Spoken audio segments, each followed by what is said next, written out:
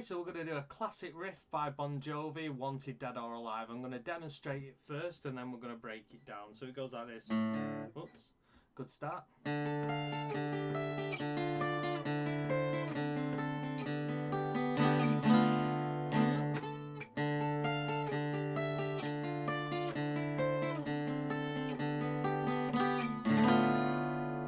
Okay. Okay, so there's two shapes that are happening while I'm playing that.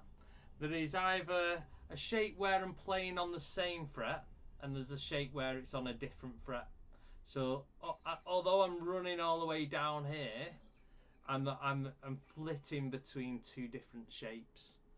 So the key to it is my second finger, so that's your first, your second finger stays on this third string and goes from the top here, and that stays on that string. So just get used to that finger staying there. So it'll just stop on the 9th fret, just while we work out what our third and first finger do.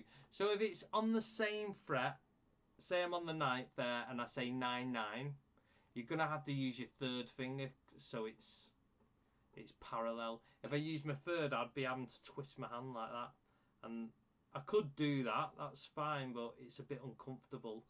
So it's nice to just use your third. Now if I said 9 and 8, that would be on 9 and that would be on 8. So you can see they're on separate strings. This is on the first string, by the way. This is always on the third. That's always on the first string. So you can see that would be 9, that would be 8. 9 and 9 is there. 9 and 8. Let me just get myself in focus here. Whoops, keyboard there. Something else there. Here we go. So 9 and 9, 9 and 8. So you can see I'm keeping this on the third string. So 9 and 9, 9 and 8. Okay, so the first, if I say two numbers and they are on the different strings, different frets, then you know you're on this shape. If I say two numbers that are the same, you're on this shape with your third finger. Alright, so the first one is 14 and 13. So you get this one on the 14th fret. You can gauge it by this double dot here is the 12. So that's 12, 13, 14. Now 14, 13, so you want to get this first finger on the 13 there. And you want to pick the 4th string, the 3rd, the 1st, and back to the 3rd. I'm going to show you what that looks like on this chart here. I'll just zoom in on the first bit. So there, 4th string, 3rd string, 1st string, back to the 3rd. So you can see how it skips a string here. So that's what the first bit looks like. So it's there. So that's what you've got to get it sounding like. Okay, so we jump to the second bit of the riff. You've got 12 and 12. So what I'm going to do now is I'm going to get this, always lead with this second finger on this third thing, move it to 12. And because it's 12 and 12, you want to put your third finger there. And do the same pattern, 4th string, 3rd, 1st, back to the 3rd. So. And then the third shape is a 10 and 10, if you can see here. So you want to be keeping this shape here, and you just move it down 2 frets. See there?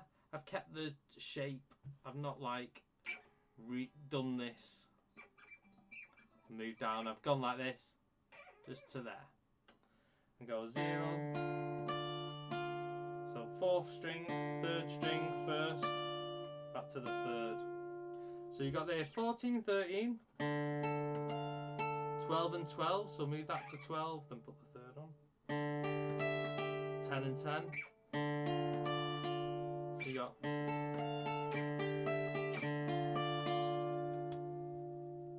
Let's look at the next little bit. Here you've got 9 and 8. So you move to the 9 on the 3rd string, and then your first finger's going to hit the 8 there. So you got that shape. So this is on the 9th fret. That's on the 8th. You got.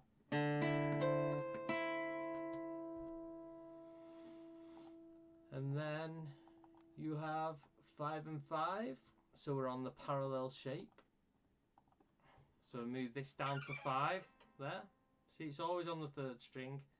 That you use your 3rd finger, 5 and 5.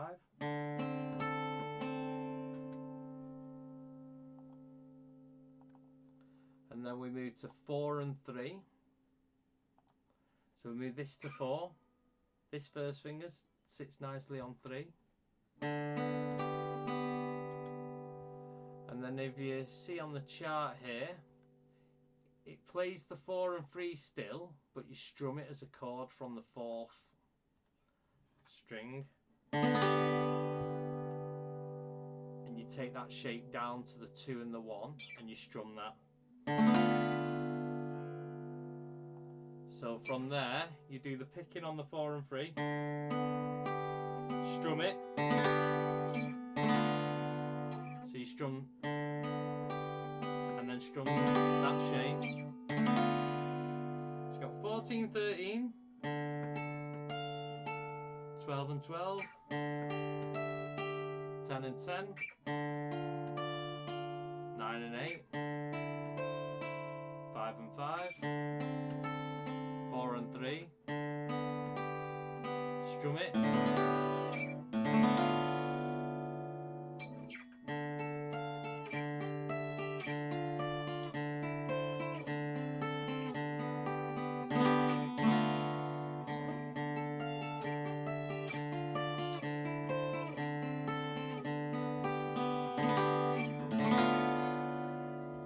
Okay, hope you enjoyed that. Let me know how you get on. Nice, cool little riffs. What this interval from this note to these notes is called is 6, because it's a 6 apart when you play a major scale. So it's cool playing in 6. A lot of things happen in if you play like famous riffs like Brown Eyed Girl.